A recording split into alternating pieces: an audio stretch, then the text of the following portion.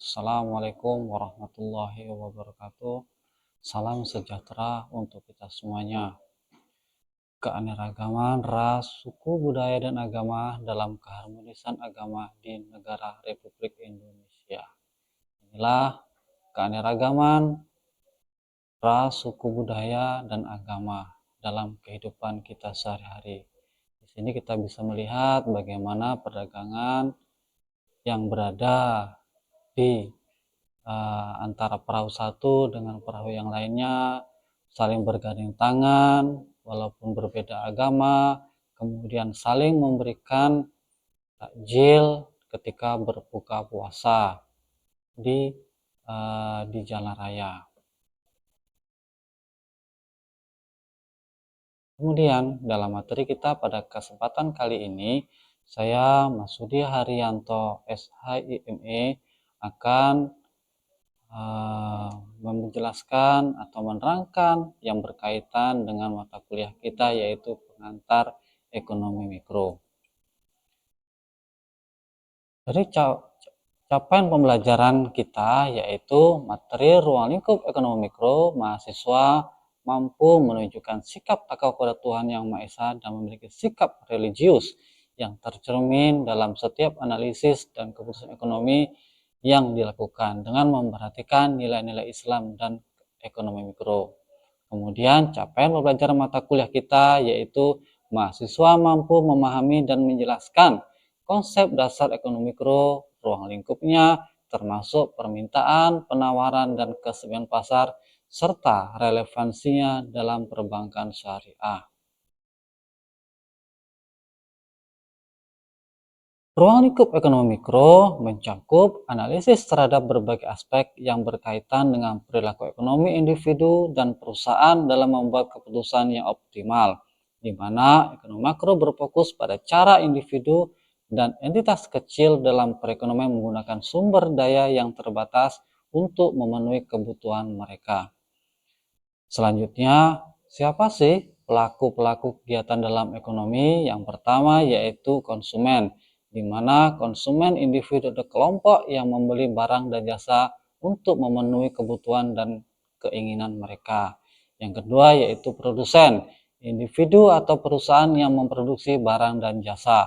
Yang ketiga pemerintah, yang siap mengatur dan mengawasi kegiatan ekonomi serta memberikan kebijakan yang dapat mempengaruhi pasar seperti pajak, subsidi, dan regulasi. Yang keempat yaitu investor, di mana investor itu individu atau entitas yang menyuplai modal untuk produksi barang dan jasa. Yang kelima, buruh, tenaga kerja yang menyediakan jasa atau yang melakukan pekerjaan dalam produksi barang dan jasa. Dan yang terakhir yaitu penyedia layanan keuangan. Siapa? Yaitu bank dan lembaga keuangan lainnya yang menyediakan layanan kredit, tabungan, dan investasi. Kita dalam kehidupan kita sehari-hari butuh yang namanya yaitu uang. Apa sih uang? Yaitu sebagai alat tukar yang mempermudah transaksi antara konsumen dan produsen. Yaitu uang mempunyai fungsi dalam kegiatan ekonomi mikro, yaitu yang pertama sebagai alat tukar, yang kedua sebagai unit akuntansi, dan yang ketiga sebagai penyimpan nilai. Dalam perdagangan, kita yaitu mengenal suatu proses pertukaran barang dan jasa antara individu atau kelompok. Dalam konteks ekonomi mikro, perdagangan dapat diartikan sebagai yaitu sebagai pasar di mana tempat produsen dan konsumen bertemu untuk melakukan transaksi. Dari manfaat perdagangan yaitu memungkinkan konsumen untuk mendapatkan barang dan jasa yang tidak diproduksi di daerah mereka, serta memberikan kesempatan kepada produsen untuk menjangkau pasar yang lebih luas. Dalam spesialisasi, yaitu mengacu pada proses di mana individu atau kelompok fokus pada produksi satu atau beberapa jenis barang dan jasa. Keuntungan dari spesialisasi dalam ekonomi mikro antara lain peningkatan produktivitas, pengurangan biaya produksi, dan diversifikasi produk. Dalam sirkulasi aliran pendapatan ada 3, yaitu sirkulasi aliran pendapatan. Yang pertama model dari sirkulasi pendapatan, yaitu di mana di sektor rumah tangga dan sektor perusahaan. Yang kemudian di aliran pendapatan. Di aliran pendapatan ini siapa? Yaitu produksi, pendapatan, pengeluaran, dan perputaran uang. Dan yang terakhir dari sirkulasi aliran pendapatan yaitu peran pemerintah, di mana di pajak dan belanja pemerintah. Dampak dan implikasi sirkulasi aliran pendapatan ada setidaknya 3, yaitu dampak dan implikasinya dalam aliran pendapatan. Yang pertama, pertumbuhan ekonomi, yang kedua, pemerataan pendapatan, dan yang ketiga, stabilitas ekonomi. Dalam mekanisme pasar, di mana proses penawaran dan permintaan bertemu untuk menentukan harga dan jumlah barang atau jasa yang diperdagangkan. Mekanisme ini menciptakan sebuah interaksi antara konsumen dan produsen di pasar. Permintaan, di mana permintaan merujuk pada jumlah barang atau jasa yang diinginkan oleh konsumen pada berbagai tingkat harga. Sebuah hukum, yaitu hukum permintaan, di mana ketika harga suatu barang meningkat, jumlah yang diminta akan menurun. Begitu juga sebaliknya.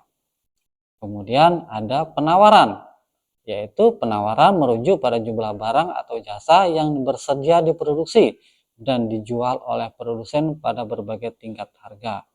Hukum penawaran, ketika harga suatu barang meningkat, jumlah yang ditawarkan juga akan meningkat. Begitu juga sebaliknya. Selanjutnya, dalam keseimbangan pasar terjadi ketika jumlah barang yang diminta sama dengan jumlah barang yang ditawarkan. Ada keberlanjutan keseimbangan. Jika harga berada di atas keseimbangan, akan terjadi kelebihan penawaran, di mana jumlah yang ditawarkan melebihi jumlah yang diminta. Ada beberapa faktor yang mempengaruhi permintaan. Yang pertama, harga barang terkait. Yang kedua, pendapatan konsumen.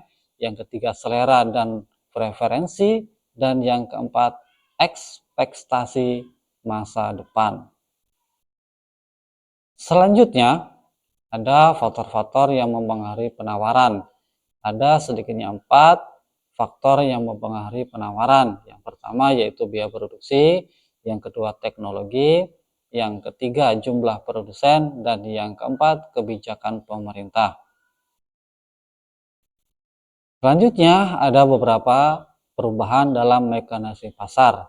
Yang pertama, perubahan permintaan, di mana ketika ada perubahan dalam faktor-faktor yang mempengaruhi permintaan seperti pendapatan atau preferensi, kurva permintaan akan bergeser ke kanan atau peningkatan permintaan, dan atau ke kiri terjadi ketika penurunan permintaan. Kemudian ada perubahan penawaran. Ketika ada perubahan dalam faktor-faktor yang mempengaruhi penawaran, akan bergeser kurva penawaran ke kanan, peningkatan penawaran, atau ke kiri, penurunan penawaran. Baiklah, di sini setidaknya ada 2 kesimpulan yang dapat kita ambil.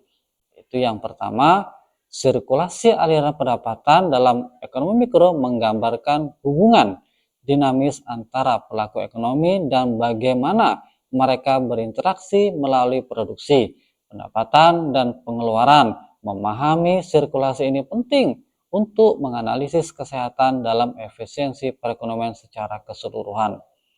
Dan yang kedua yaitu kesimpulan kita yaitu mekanisme pasar, di mana proses yang dinamis dan kompleks yang melibatkan interaksi antara penawaran dan permintaan akan menentukan harga dan jumlah barang atau jasa yang diperdagangkan. Memahami mekanisme ini penting. Untuk apa? Untuk menganalisis bagaimana pasar berfungsi dan bagaimana perubahan dalam berbagai faktor dapat mempengaruhi keseimbangan pasar. Baiklah, dalam evaluasi pembelajaran kali ini, silakan dipilih salah satu tugas yang dapat dikerjakan oleh para mahasiswa sekalian. Yaitu silakan pilih yang pertama yaitu Buatlah sebuah animasi dalam bentuk poster atau pamflet sederhana sebagai bentuk evaluasi pemahaman dari salah satu konsep dalam ruang lingkup ekonomi mikro.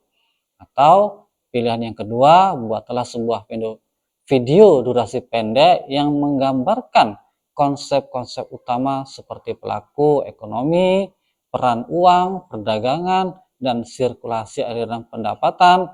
Tambahkan juga sedikit fitur interaktif dalam sebuah video tersebut, contoh aliran pendapatan antara rumah tangga dan perusahaan.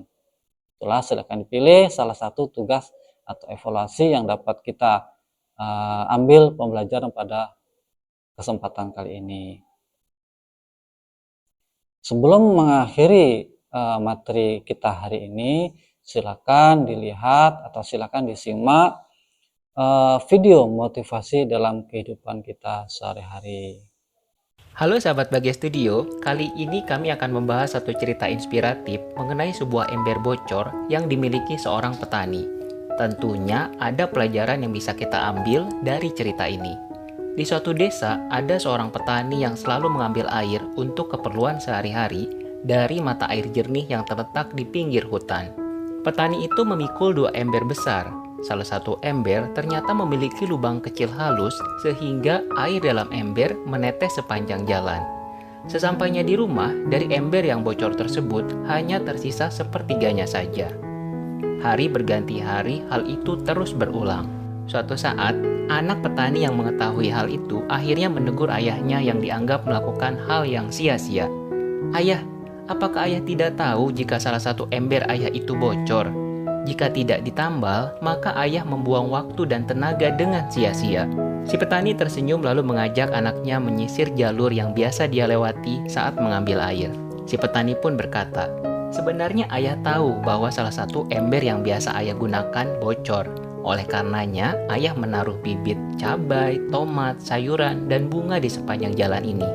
Sekarang kamu lihat, di sepanjang jalan ini sudah tumbuh berbagai macam bunga, ada cabai, tomat, dan sayuran lainnya. Ember yang bocor ini ternyata memberi manfaat untuk kita." Sahabat Bagia Studio, ember bocor yang memiliki kekurangan seringkali diremehkan dan dianggap tidak berguna. Namun, ternyata di balik kekurangannya, dia justru bisa memberikan manfaat dengan membantu menyuburkan tanaman di sepanjang jalan.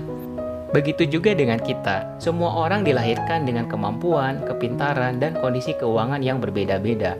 Namun, siapapun kita akan selalu bisa memberi manfaat bagi orang lain atau lingkungan sekitar.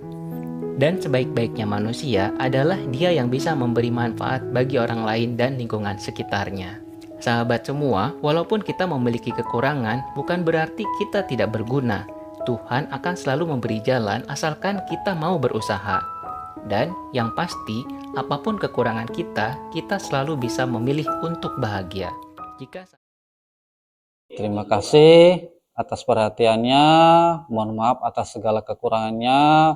Wallahul muwaffiq ila aqwamit thoriq. Kami akhiri. Assalamualaikum warahmatullahi wabarakatuh.